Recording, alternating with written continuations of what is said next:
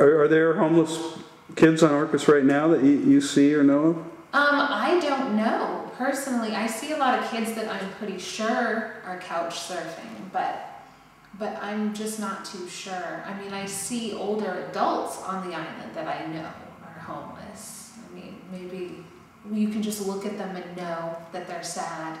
And it's like, oh. But I think that the whole dynamic of the island has changed from when I was here, and it's, oh, you know, cute and safe to hitchhike, to now when it's kind of turning into the Hamptons, you know? It's like you have to pay $6 for a gallon of milk and, you know, $8 for a gallon of gas. It's, you know, it's changing. And I think a lot of that is pushing people like me out. And definitely, it's tough for my family to live here. Do you rent here? Oh, yeah. And your rent is... Oh, we're never moving. We're never moving because our rent is $700, which amazingly enough is very affordable, and we're really lucky. And so we can never move. We can never move. So unless we leave, and I don't want to go. Right. I want my son to know what it's like to grow up in a small community, but I mean, I can't do that if, you know, the cheese and wine crowd keep pushing their way in. So I didn't know I was homeless until I told them, because I'd show up and I'd have like stuff in my hair, like, you know, tree leaves. But yeah, I had a little alarm clock, one of those little travel alarm clocks right next to my sleeping bag, and you know, you wake up really early and you roll up all your stuff and you stash it so it doesn't get wet or taken, and then you hitchhike to work. And it was out by the ferry landing, so I had to leave fairly early. So, but it was worth it. I mean, when they found out I was homeless, they took extra special care of me, and I love them still. Right, they're wonderful people, Sandy. Sandra and Dick Bronson. Oh Yeah. my gosh, they raised me like I was their own. It was amazing. In fact, I have several people out here that are like that, that just took care of me, and you know, that's what made being homeless easy. All the mother figures that you're like, oh, I wish my mom was like you. So, damn. So yeah, and it's not like I necessarily told those people that I was homeless. I kind of didn't want them to worry. So I kind of gave them maybe the idea that I was, when I left there, that I was going someplace that was like a home. But it was like a home. It was Madrona Point, damn it. I'm like the Native Americans used to live out there. So, yeah. How many years did you live out in the wild? I'd say I lived in the wild probably for about a year or maybe a year and a half. It's all kind of a blur towards the end.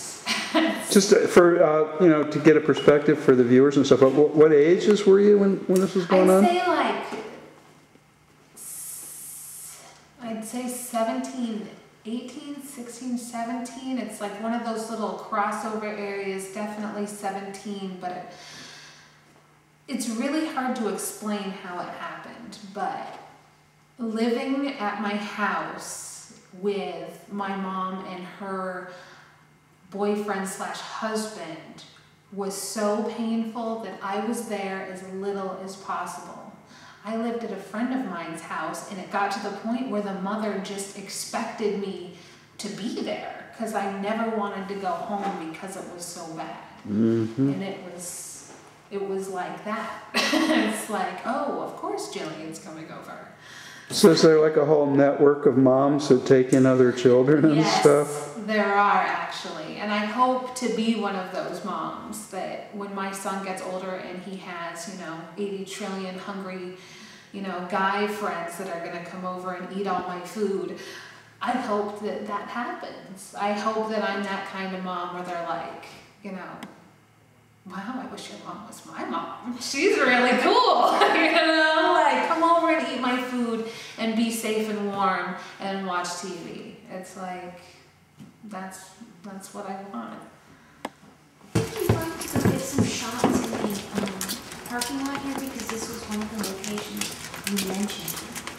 So did you guys cook over fires and stuff? Or? Sometimes when we go out to the lake, sometimes there'd be like a little propane cooker, and one time we put, what was it? We heated up Lucky Charms and hot chocolate together because the hot chocolate wasn't sweetened. And so we were eating it with a spoon knife. And we were like all laughing. Yeah. See, it was those times that I couldn't have at home. The spoon knife times. So yeah, it all looks really different now. But I remember the fence being there. And it was, I'd say, it's just directly right behind that tree right there. But there was a lot more bushes and trees. And we had logs set up so you could just sit around and talk. And running up this hill. I remember that a lot. Mostly in bare feet. So what about the rain on Orcas? Tarps. Lots of tarps. Blue tarps? Brown tarps, because, you know. Camo? Natural. Natural. So this is the spot by these trees? It'd be like right back over here. And then there was just like, there was a ton of trees back here. Yes, this is where I'd normally sleep, is over here. And then have my alarm clock go off and then roll up my sleeping bag and go like this to my hair and then hitchhike to work. So, but it was nice to have money because then we could buy beer. So, and that was the only thing we needed. Homeless kids and beer. And now I have to say, admittedly, I don't drink at all. So that's how that worked out. It's not that every kid that drinks a beer is going to become an alcoholic. Sometimes you just need a beer. Sometimes. So what was your wardrobe, or what kind of clothes did you have, or? The same pants every day. Everything that I own fit into a backpack. So it was my toothbrush, my soap, a bottle of Tylenol, Band-Aids, probably a couple of shirts. Yeah. When they'd have a clothing bank, we'd go and like swap out our pants. It's usually like some jeans, and then we had shorts, and it's like then people swap out clothes, and yeah, oh, I want to wear that. Okay, let me wear that. So like a big following.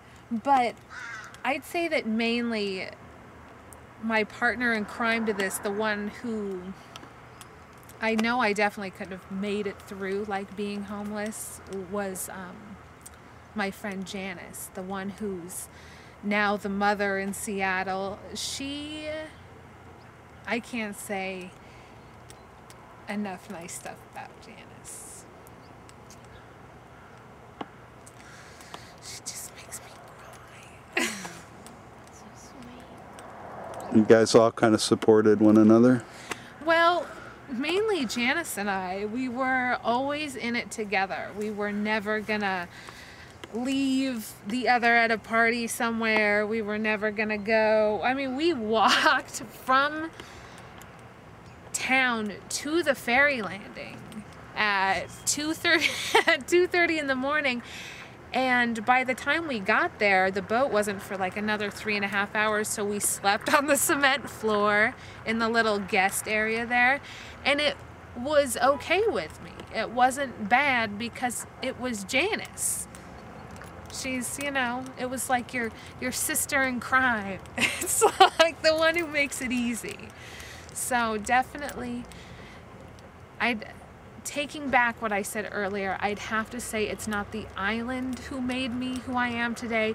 It's my friends who are now my sisters, like Janice and Des. So it's them, not this place. Ugh, Janice, always tearing me up.